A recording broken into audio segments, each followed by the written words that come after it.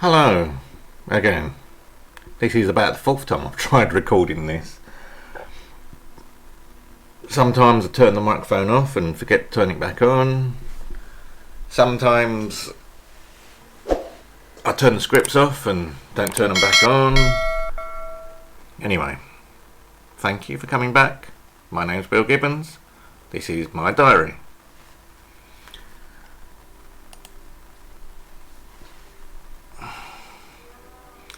Been a weird day so far. I mean, it's only 2 o'clock in the afternoon. Been playing with the cats. Sausage and onion sandwich for lunch. Didn't really like the sausage. I think I cooked it really badly. Can't concentrate on anything.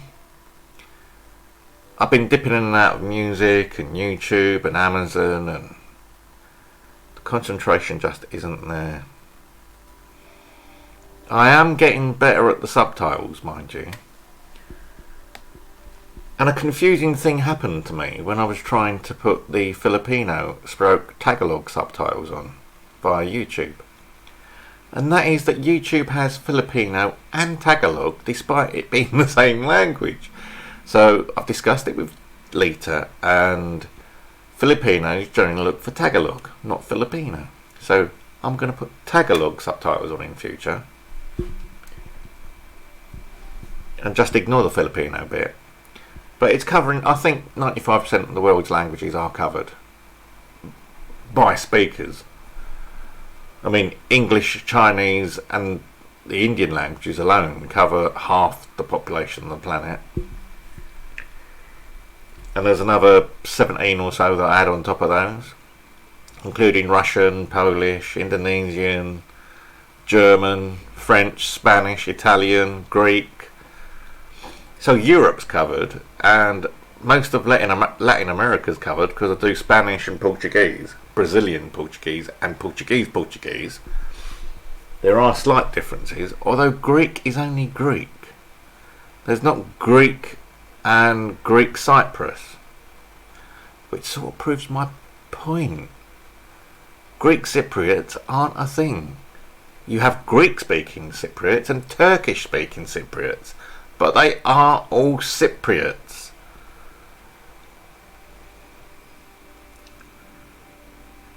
It is just bizarre how people say I'm a Greek Cypriot or Turkish Cypriot. That's a long story, man. And I can prove that most of the people that say it, if they're, over 45 and they were born on the island, are wrong. Because before 1974, I think it was, when the Turks invaded, it was just Cyprus. Okay, there was Turkish and Greek-speaking Cypriots, but it was just Cyprus. There was no division. So where you're being born would be Cyprus, not Greek Cyprus. There was no such thing. Or Turkish Cyprus. There was no such thing. There isn't really now, because even in the Greek-speaking half of Cyprus, you still get Turks, and in the Turkish-speaking half, you still get a few Greeks. Not many, mind you, but it is still mixed to a degree. Cyprus is a long story. I might do another video on the thoughts and beliefs things about Cyprus, because that needs saying. It really does. That it's been ignored for so long. The cats have been playing. Tabs is asleep. I've got the sound and the lighting right now. I think I'm going to have to be careful with the sound cable over here.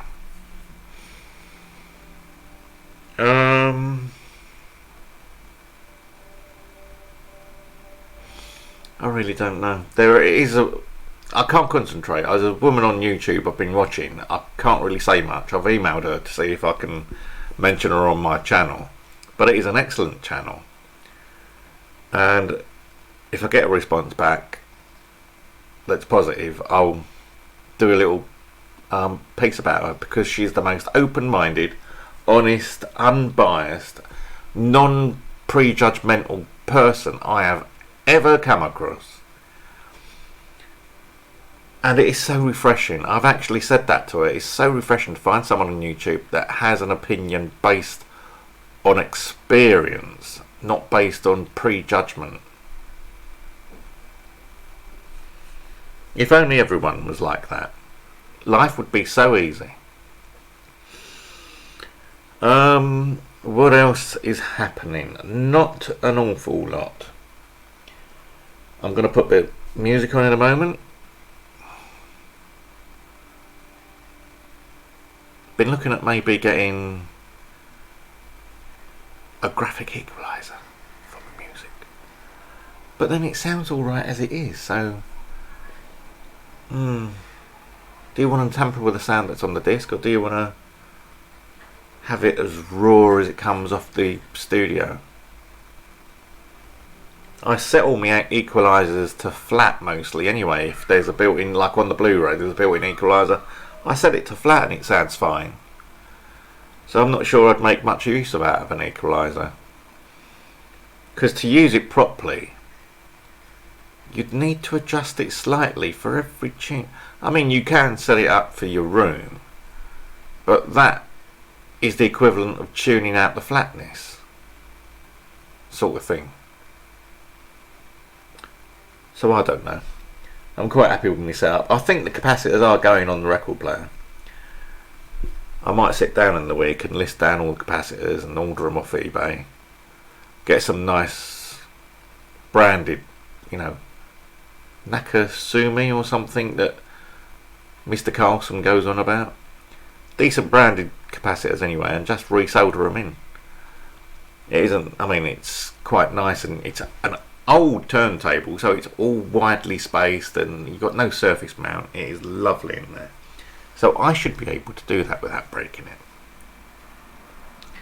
And I've got a decent soldering iron down here somewhere.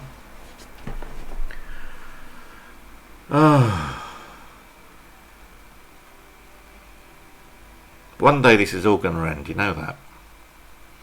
And I'll be able to go out, and my rubbish won't live in the flat. And I might even find some way of getting the kids out occasionally.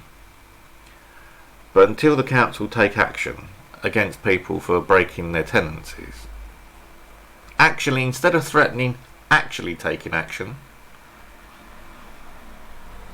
Because let's face it, if all they're doing is sending out letters because they're supposed to comply with the law, and they're threatening people and they hope that they comply because they've got no intention of actually taking action, then it's unfair on people with autism.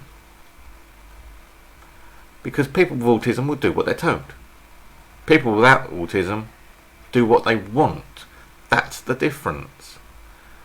And yet people with autism expect contracts, which is what a tenancy agreement is. It's a contract. Expect contracts to be fulfilled. And it's not up to councils to say what part of the contract we both signed and agreed to they're going to upkeep.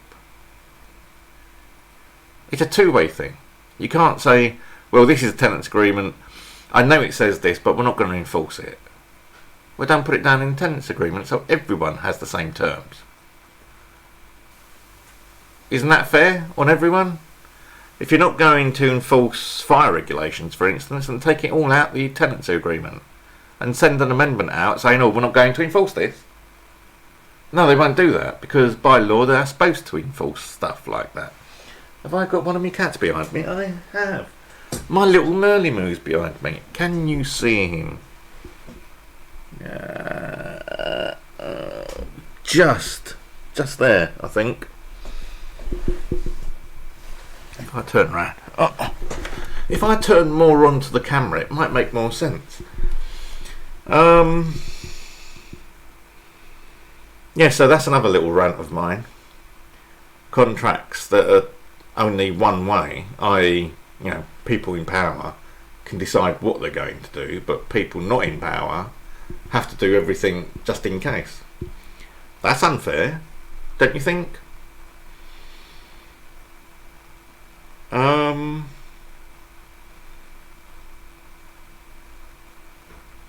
I think I mentioned it in yesterday's video, but I sent a few complaints off yesterday via the Housing Ombudsman because the council's still not logging my complaints. And the thing is, I don't know what complaints. They are logging some of my complaints, but I don't know which one. So I have to complain about all of them, basically, because I've told the council, just send in a, we have logged your complaint, here's your reference number, is not good enough. Because you don't know which ones they've logged and which ones they don't. Because they don't tell you the contents of the actual complaint. All you get is a reference number. Hardly what you call customer focused, and it's hardly the most complicated thing on this earth to actually generate a response with a reference number and add your email as an attachment. I was doing that 10-15 years ago, so I'm sure even Waltham Forest IT can manage that. So I don't want to hear none of this nonsense about, oh, it's not possible, Mr. Gibbons, our system isn't set up for it. Yeah, but you don't say it's not possible, do you? You don't say your system cannot ever be set up for it.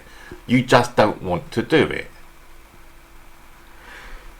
I'm fed up of going over the same old ground, the same old, as Lita would say. Same shit, different day.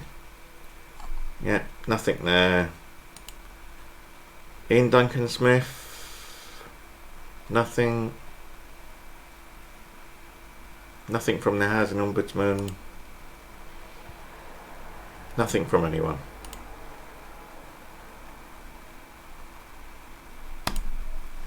Yeah. Oh well, let's go back and listen to a bit of Popcorn, and then I'll probably give Lita a call later and see if she wants to speak to me on a very bad phone line that she's sitting in the middle of a tunnel on. Okay. At least mine's all up and running, and I mean my internet has been really good since I split it into two. At the moment I'm getting somewhere between 20 and 30 meg down and about 15 to 20 up. So it's pretty good. It's consistent and it hasn't dropped. The only time it dropped was when I stopped the two router system, and then it dropped on the Huawei router after about 2 days. So I think there is definitely a bug on the Huawei router. But this works. I'm getting, I can stream and download and listen to the radio wherever I am, and all the Spark devices work. So that's good enough for me. Anyway, what are we on? 13 minutes. I might as well stop now because you're going to get all the noise from outside.